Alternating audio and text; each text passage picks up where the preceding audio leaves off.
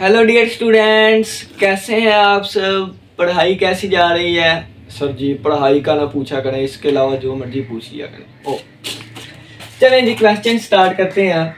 आज के लेक्चर में हम देखेंगे लीनियर डाइफेंटाइन इक्वेशंस का सॉल्यूशन। ठीक है, पहले लेक्चर्स में हमने लीनियर डाइफेंटाइन इक्वेशंस का इंट्रोडक्शन देखा और इंट्रोडक्शन के बाद हमने इसकी एक्सप्लेनेशन भी देखी। ठीक है, आज के लेक्चर में हम इसके क्वेश्चंस सोल्व करेंगे। Solve the linear Diophantine equations, यानी कि जो भी हमारे पास इक्वेशंस दी गई होंगी वो लीनियर डाइफेंटाइन इक्वेशंस होंगी। ठीक है, थोड़ा सा इंट्रोडक्शन दोबारा दे देता हूँ कि ax plus b y is equal to c, ये हमारे पास लीनियर डाइफेंटाइन इक्वेशन नहीं है। जब इसके साथ कंडीशंस लगेंगी कि a and b both are non zero, ठीक है, a और b एक ही वक्त में दोनों जो है वो जीरो नहीं हो सकते। पहली कंडीशन ये लगेगी। एक और कंडीशन लगेगी कि ए बी और सी जो है वो सेट ऑफ इंटीजर से बिलोंग करते हैं। ठीक है, फिर एक कंडीशन ये हो गई, दूसरी कंडीशन ये हो गई, तीसरी कंडीशन हमारे पास आएगी कि डी जो है वो ए और बी का जीसीडी होगा। डी जो है, अगर डी ए और बी का जीसीडी हो तो फिर इसको चाहिए कि ये सी को भी डिवाइड करे। अगर ये तीन कंडीशंस फुलफिल हो जाएंगी इस इक्वेशन के ऊपर, फिर हम इसे कहेंगे ये लीनियर डाइफेंटाइन इक्वेशन है। अगर ये तीन कंडीशंस फुलफिल हो जाएं तो फिर हम कहेंगे, अगर इसको मैं इक्वेशन नंबर 1 का नाम दे दूं तो इक्वेशन 1 इज सॉल्वेबल।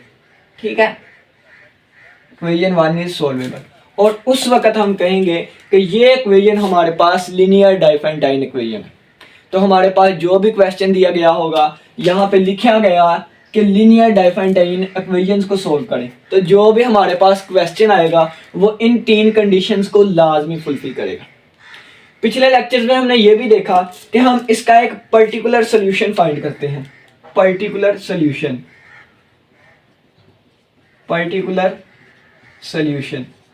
अगर हमें पर्टिकुलर सोल्यूशन का पता चल जाए, इससे हम जनरल सोल्यूशन भी लिख सकते हैं। जनरल सोल्यूशन, जर्नल सोल्यूशन, ठीक है ना। पर्टिकुलर सोल्यूशन हमारे पास होता है x नॉट y नॉट। ठीक है, x की और y की वैल्यू x नॉट और y नॉट, और इससे हम जनरल सोल्यूशन लिख सकते हैं x is equal to x naught plus b over d multiply by some p कह लें या t कह लें, p कह लेते हैं। ठीक है ना, पर्टिकुलर सोल्यूशन का p, और y is equal to y naught minus a over d और यहाँ पे p। ठीक है, आप t कहना चाहें t कह लेते हैं, t कह लें, और t हमारे पास कोई भी इंटीजर है। ठीक है, तो ये पिछले लेक्चर्स में हमने सीखा था। आज हम इससे रिलेटेड क्वेश्चन करेंगे। ये जनरल सोल्यूशन, और हम इससे हम जनरल सेट भी लिख सकते हैं, यानी कि अगर हम इसी से सेट लिखना चाहें तो सेट हम लिखेंगे कि हमारे पास सेट में आएगा x की ये वैल्यू, यानी कि x और y की है ना, तो x की ये वैल्यू y की ये वैल्यू, तो हम लिखेंगे x naught plus b over d t और y naught minus a over d t, और t हमारे पास कोई भी इंटीजर हो सकता है। ठीक है, तो हम इस तरीके से भी लिख सकते हैं, ये जनरल सोल्यूशन, ये सेट। अब नेक्स्ट हम क्वेश्चंस करते हैं। तो क्वेश्चन नंबर 1 हम लेके चलेंगे। Question number 1, 4x 2x plus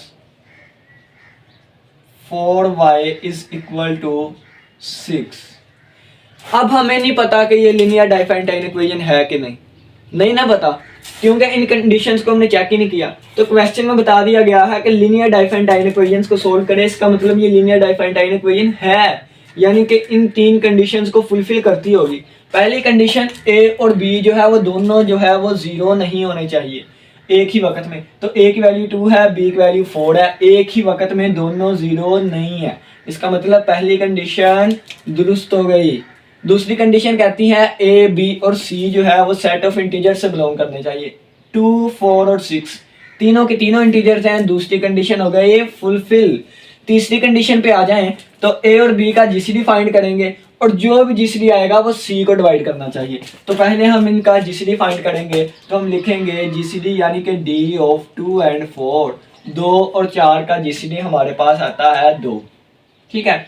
और हमें पता है कि 2 जो है वो डिवाइड करता है 6 को, 2 डिवाइड करता है 6 को, बिल्कुल ठीक है। इसका मतलब है इसको हमने इक्वेशन नंबर 1 का नाम दिया और कहेंगे इक्वेशन 1 इज सोल्वेबल, ठीक है। इक्वेशन 1 जो है वो सोल्वेबल है। अब हम इसे कैसे सोल्व करेंगे? इसको सोल्व करने के मुख्तलिफ मेथड है। सोल्व करने का मतलब ये है कि हमने x और y की कोई एक एक वैल्यू फाइंड कर लेनी है। क्या पता इस इक्वेशन को हजारों वैल्यू सेटिस्फाई करे, लेकिन हमने कोई एक वैल्यू फाइंड करनी है, x और y की कोई एक। अब देखें ना कि जब आप x की जगह 1 पुट करें, y की जगह 1 पुट करें, ठीक है, x की जगह 1 पुट किया, y की भी जगह 1 पुट किया, 1 पुट किया, तो हमारे पास आंसर आ गया लेफ्ट हैंड साइड का आंसर राइट हैंड साइड के, यानी कि x की वैल्यू 1 और y की वैल्यू 1, ये हमारे पास इक्वेशन को सेटिस्फाई करेगी, ठीक है। ये हमारे पास आ गया पर्टिकुलर सोल्यूशन और यहाँ से ही हम इसको x0 y0 कह दें, ठीक है ना। तो यहाँ से ही हमारे पास आ जाएगा जनरल सोल्यूशन। इसको भी नॉट का नाम दे दें या इसको x डैश और y डैश का नाम दे दें, ठीक है ना, जिस तरह भी आपने करना, या यही नाम रहने दें, ठीक है ना, x y। तो पर्टिकुलर सोल्यूशन को भी आप इससे ही ज़ाहिर कर सकते हैं कि कोई एक वैल्यू है बाकी, तो ये नॉट को रेज कर दें, ठीक है। हाँ जी, तो ये हमारे पास आ गया पर्टिकुलर सोल्यूशन। इससे हम जनरल सोल्यूशन फाइंड करेंगे, नहीं इसको देना चाहिए ना। तो x इज इक्वल टू, बाकी वैल्यूज फाइंड करने के लिए x is equal to x0 यानी कि 1 प्लस b की वैल्यू कितनी थी, 4 थी, b ओवर d, d हमारे पास 2 है, b ओवर dt, और y की वैल्यू आएगी y0 minus a over d, a की वैल्यू 2 है, 2 ओवर d, और ये t, 2 1 जार 2, 2 2 2 1 जार 2, 2 1 जार 2, 2 2 जार 4। तो x की वैल्यू आ गई 1 प्लस 2t और y की वैल्यू आ गई 1 माइनस t। अब ये जो मेरे पास वैल्यूज़ आई हैं, ये वाली वैल्यूज़, इनको मैं डब्बे में बंद करूँगा, ठीक है, और यहाँ पे t कोई भी इंटीजर है, ठीक है ना, t कोई भी इंटीजर है। जब मैं t की वैल्यू 0 पुट करूँगा तो मेरे पास x is equal to 1 y is equal to 1 आएगा, यानी कि x1 y1। जब t की वैल्यू मैं 1 पुट करूँगा उस वक्त आंसर आएगा, t की वैल्यू 1 पुट की, x की वैल्यू आ गई 3 और y की वैल्यू आ गई 0। जब मैं t की वैल्यू 2 पुट करूँगा उस वक्त देखना इसका आंसर आ गया 5 और इसका आ गया 2 माइनस 1, ठीक है। अब ये जब वैल्यूज़ मेरे पास आ रही हैं, t की आप 3 वैल्यू पुट करें, 4 करें, 5 करें, 6 करें, -8 करें, -9 करें, t की कोई भी वैल्यू पुट करी जाए, हमारे पास आंसर निकले आएंगे। और ये जो भी आंसर हमारे पास आते हैं, ये जो भी हमारे पास आंसर नज़र आ रहे हैं, ये इस इक्वेशन को सेटिस्फाई करेंगे। एंड वाला उठा के देखते हैं, x की जगह हमने 5 पुट कर दिया और प्लस 4 मल्टीप्लाई बाय y की जगह -1 पुट कर दिया, तो 5 2 बार 10 -4 1 बार 4, तो देखें आंसर 6 आ गया, ठीक है। यानी कि ये सारे आंसर इसको सेटिस्फाई करेंगे। तो इस तरह हम लीनियर डाइफेंटाइन इक्वेशंस को सोल्व करते हैं। अब देखिएगा, अब ये तो हमें डायरेक्ट वैल्यू पता चल गई 2x प्लस 4y, x की जगह 1 रखे, y की जगह 1 रखेगा, तो आंसर हमारे पास left hand side right hand. अगर हमें ना पता चले, यानी कि देखने से पता ही नहीं चल रहा कि x और y की कौन कौन सी वैल्यू पुट करेंगे तो आंसर 6 आएगा, ठीक है। तो फिर इसके लिए कुछ रूल्स बना दिए गए। असल मकसद क्या होता है, पर्टिकुलर सोल्यूशन फाइंड करना, ठीक है। तो फिर हम क्या कहेंगे, फिर हम यहाँ पे लिखेंगे equation 1 is solvable, equation 1 is solvable, ठीक है, ठीक है। अब देखिएगा, अब हम क्या करेंगे, अब हम जो हमारे पास जीसीडी आया है, इक्वेशन नंबर 1 को जीसीडी से डिवाइड करवा देंगे दोनों तरफ। तो 2x plus 4y is equal to 6 था। दोनों तरफ हमने जीसीडी से डिवाइड करवा दिया, यहाँ भी 2 से डिवाइड, यहाँ भी 2 से और यहाँ भी 2 से। 2 के साथ कैंसिल, x प्लस 2 1 जार 2 2 जार 4, 2y इज इक्वल टू 2 1 जार 2 2 3 जार 6, तो आंसर इक्वल टू 3। और ये मेरे पास आ गए इक्वेशन नंबर 2। अब ये दोबारा एक लीनियर इक्वेशन बन गई। अब फिर हम चेक करेंगे कि a और b बोथ आर नॉट 0 है, यहाँ a 1 है b 2 है, a b c जो है वो इंटीजर से बिलोंग करते हैं। अब देखें तीसरी कंडीशन कहती है a और b का जीसीडी लें, वो डिवाइड करें c को। a और b का जीसीडी यानी कि a 1 है b 2 है, इन दोनों का जीसीडी 1 आएगा और 1 डिवाइड करता है 3 को। इसका मतलब है कि इक्वेशन 2 जो है, equation 2 is solvable, is also solvable लिख लीजिएगा, ठीक है ना। इक्वेशन नंबर 2 जो है वो भी हमारे पास सोल्वेबल है। अब देखें, अब दोबारा हम जीसीडी को दोनों तरफ डिवाइड करवाएंगे। अब जीसीडी तो 1 है, तो 1 से दोनों तरफ डिवाइड करवाएंगे तो दोबारा हमारे पास यही चीज़ बनेगी, 1 से डिवाइड करवाएंगे। तो अब हम क्या करेंगे, अब हम ये करेंगे, देखें इसके साथ 1 है, इसके साथ 2 है। अगर आपने x की वैल्यू निकालनी है तो y 0 करना होगा, अगर y की वैल्यू निकालनी है तो x 0 करना होगा। मतलब ये कि ये एक इक्वेशन है, इस इक्वेशन को मैं कंग्रुएंस रिलेशन में लेके आऊंगा। इक्वेशन है ना, इक्वल टू का साइन लगा हो उसको इक्वेशन कहते हैं, और 3 लाइनें लगी हो तो इसको हम कंग्रुएंस कहते हैं। तो इस इक्वल टू को मैं कंग्रुएंस में लेके आने के लिए मोड का यूज करूंगा। अगर मैंने इस चीज़ को 0 करना है तो मैं मोड 2 वाला लूँगा। तो मैंने यहाँ पे मोड 2 ले लिया और यहाँ पे एक और लाइन लगा ली, यानी कि ये इक्वेशन से एक कंग्रुएंस बन गई, ठीक है। अब ये x का x वैसे ही रहा। जब 2y को अंदर रख के 2 से डिवाइड करवाया तो 2 के साथ पूरा, यानी कि 2 जो है वो डिवाइड करेगा 2y को, ठीक है, क्योंकि यहाँ पे एक जैसी चीज़ है, मल्टीपल है। तो इसका मतलब कि रिमाइंडर आएगा 0, रेजिड्यू आएगा 0, तो यहाँ पे हम लिख देंगे 0, क्योंकि आपको पता है यहाँ रेजिड्यू और रिमाइंडर लिखते हैं। इसी तरह 3 को अंदर रख के 2 पे डिवाइड करवाया, तो 3 को अंदर रख के 2 पे डिवाइड करवाया, 2 एक बार 2, बाकी बचा 1, तो 3 की जगह हम 1 लिख सकते हैं, और ये आ गया मॉड्यूलो 2, ठीक है। अब देखिएगा, अब देखें कि x is congruent to 1 modulo 2 आ गया। अब x की ऐसी कौन सी वैल्यू पुट करेंगे कि ये चीज़ सेटिस्फाई हो जाए, ठीक है। यानी देखें कि अगर मैं यहाँ पे 1 लिख दूँ तो 1 इज कंग्रुएंट टू 1 मॉड्यूलो 2 होता है, सभी को पता है। यानी कि 2 जो है वो डिवाइड करता है 0 को, 1 माइनस 1 को, 2 डिवाइड करता है 0 को, ठीक है। तो यानी कि x की 1 वैल्यू जो है वो इसको सेटिस्फाई करेगी। x is equal to 1 satisfied, इसको सेटिस्फाई करेगी। तो हमारे पास एक आंसर आ गया, x इज इक्वल टू 1। अब ये आंसर हम पुट करेंगे, पुट इन इक्वेशन 2 कर लें या इक्वेशन 1 कर लें, अपनी मर्जी, जिसमें मर्जी करें। तो इक्वेशन नंबर 2 में कर देते हैं, पुट इन 2। जब हम इक्वेशन नंबर 2 में पुट करेंगे x की वैल्यू 1, तो 1 plus 2y is equal to 3, तो यहाँ से 2y is equal to 3 minus 1, ये 1 उधर जाकर माइनस का हुआ, 2 और 2 के साथ कैंसिल आउट हुआ, y की वैल्यू आ गई 1, यानी कि x की वैल्यू भी 1 आ गई, y की वैल्यू भी 1 आ गई, ठीक है। और यही चीज़ें हम यहाँ पे पुट कर देंगे। जब हम पुट करेंगे तो हमारे पास हमारा जर्नल सोल्यूशन आ जाएगा, सही है ना। तो देखें कि पहले जब हमने सोल्व किया था x की वैल्यू भी 1 रखी, y की भी 1 रखी, तो अब देखें x की वैल्यू भी 1 आई, y की भी वैल्यू 1 आई, ये इसको सेटिस्फाई करेगा। अब ये वैल्यूज इसमें पुट करके आप आंसर निकाल लीजिएगा, ठीक है ना।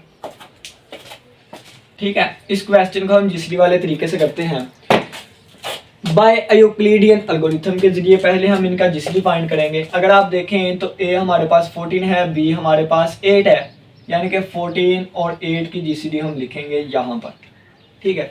जब यहाँ पे लिखेंगे तो कैसे फाइंड करेंगे, 14 को अंदर रख के 8 पर डिवाइड करवाया, क्योंकि इन दोनों से छोटा 8 है, 8 एक बार 8, बाकी बचा 6, ठीक है। रिमाइंडर 0 नहीं आया, इस चीज़ को उठा के हमने अंदर रख लिया, तो 6 एक बार 6, बाकी बचा 2। अब रिमाइंडर 2 नहीं रिमाइंडर 0 नहीं आया, इस चीज़ को उठा के अंदर रख लिया, तो 6 2 3 बार 6, और अब रिमाइंडर 0 आ गया, तो जिससे हमने डिवाइड करवाया ये हमारे पास आ गया और रिमाइंडर ने जीसीडी। ठीक है, अब देखिएगा इसको हम कैसे लिखेंगे।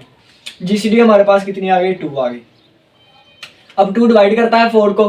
ठीक है, यानी कि पहली कंडीशन ए बी दोनों 0 नहीं है, ए बी सी जो है वो इंटीजर से बिलोंग करते हैं। ए बी की जीसीडी 2 आई, 2 डिवाइड करता है 4 को, यानी कि ये इक्वेशन सॉल्वेबल है। ठीक है, अब देखिएगा जब 14 को अंदर रखा तो 8 को 1 से मल्टीप्लाई करवाया। ठीक है ना, तो 1 मल्टीप्लाई बाय 8 लिख लेते हैं और बाकी बचने वाली चीज़ 6 थी। इसी तरह फिर जब हमने 8 को अंदर रखा तो 1 को 6 से मल्टीप्लाई करवाया और बाकी बचने वाली चीज़ हमारे पास आई 2। ठीक है, इसी तरह फिर हमने 6 को अंदर रखा। 6 को अंदर रखने के बाद हमने 2 को मल्टीप्लाई करवाया 3 से, तो 3 मल्टीप्लाई बाय 2 प्लस रिमाइंडर आया 0। रिमाइंडर 0 आया, उससे पहले वाला हमारे पास जीसीडी होता है। ठीक है, या जिससे हम डिवाइड करवाते हैं एंड पे, वो हमारे पास जीसीडी होता है। अब देखिएगा यहाँ से जहाँ पे 0 आ जाए उससे ऊपर वाली इक्वेशन को आपने नाम दे देना है कोई भी। इसको इक्वेशन नंबर 1 कह ले देते हैं, इसको इक्वेशन नंबर 2 कह देते हैं। अब ये हमारा जीसीडी आया ये वाला, तो इसकी वैल्यू हम निकालेंगे, यानी कि हम लीनियर कॉम्बिनेशन बनाएंगे। अब लीनियर कॉम्बिनेशन, यहाँ तक तो हमने जीसीडी फाइंड किया, यानी कि जीसीडी ऑफ हमारे पास 14 और 8 कितना आया, 2 आ गया। ठीक है, अब देखिए लीनियर कॉम्बिनेशन में क्या करेंगे, इस 2 को, यानी जीसीडी 2 आया ना, इस 2 को यहीं पे रहने दिया। अब 8 में से 6 माइनस 8, ये चीज़ उधर जाकर माइनस की होगी, 1 मल्टीप्लाई बाय 6। ठीक है, और इसको कहेंगे बाय इक्वेशन 2। अब 2 की मदद ली, अब 1 की लेंगे। अब 1 की मदद कैसे लेंगे आपको बताता हूँ।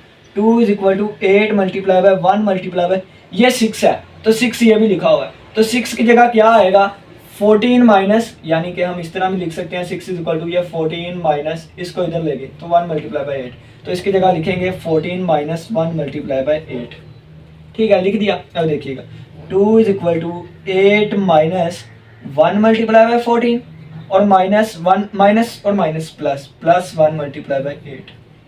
अब देखें ये भी 1 मल्टीप्लाई बाय 8 है, ये भी 1 मल्टीप्लाई बाय 8 है, तो 2 is equal to 1 plus 1, 2 multiply by 8 और माइनस 1 मल्टीप्लाई बाय 14 आ गया हमारे पास। ठीक है, अब देखिएगा अब हमें क्या चाहिए, ये चीज़ तो बन गई 8 वाली और 14 वाली।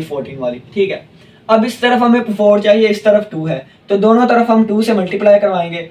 तो ठीक है, तो ये आ जाएगा 4 इज इक्वल टू 2 से मल्टीप्लाई करवाया 4 मल्टीप्लाई बाय 8 माइनस 2 से मल्टीप्लाई करवाया 2 मल्टीप्लाई बाय 14। ठीक है, अब देखिएगा इसको हम थोड़ा सा ना इस फॉर्म में लिख लेते हैं, 14x plus 8y is equal to 4। इस फॉर्म में अब इसको लिखते हैं, कैसे लिखेंगे, 4 की जगह 4 is equal to 4 multiply by 8, तो ये 8 लिखा हुआ है, तो 8 मल्टीप्लाई बाय 4 लिख लेते हैं हम इसे। ठीक है, और प्लस माइनस 2 मल्टीप्लाई बाय 14, इसे 14 मल्टीप्लाई बाय माइनस 2 लिख लेते हैं। इन दोनों को जब हम कंपेयर करेंगे तो x की वैल्यू -2 और y की वैल्यू हमारे पास 4 आ जाएगी। ठीक है, ये आ गई हमारे पास x की वैल्यू -2, y की वैल्यू 4। अब ये वैल्यूज हमारे पास एक पर्टिकुलर सोल्यूशन आ गया और ये आप यहाँ पुट करके अपना जर्नल सोल्यूशन लिख सकते हैं। ठीक है ना, जनरल सोल्यूशन लिख सकते हैं अगर आप चाहते हैं। हाँ चलो ठीक है, अब देखें तो आप इसमें वैल्यूज पुट करेंगे, x0 की जगह -2 रख दें, y0 की जगह 4 रख दें, जो हमारे पास बाकी चीज़ें आएंगे वो हमारे पास हमारा जनरल सोल्यूशन होगा।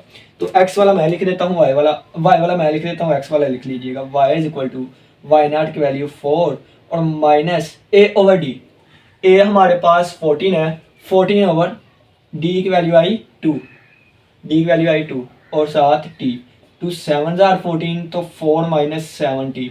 ठीक है, ये हमारे पास y का जनरल सोल्यूशन आ गया। इसी तरह आप x का फाइंड करें। उम्मीद करता हूँ कि लेक्चर की समझ आई होगी। किसी का कोई भी क्वेश्चन हो पूछ सकते हैं। इसी के साथ इजाज़त दीजिए। अल्लाह हाफिज़, अल्लाह निगहबान।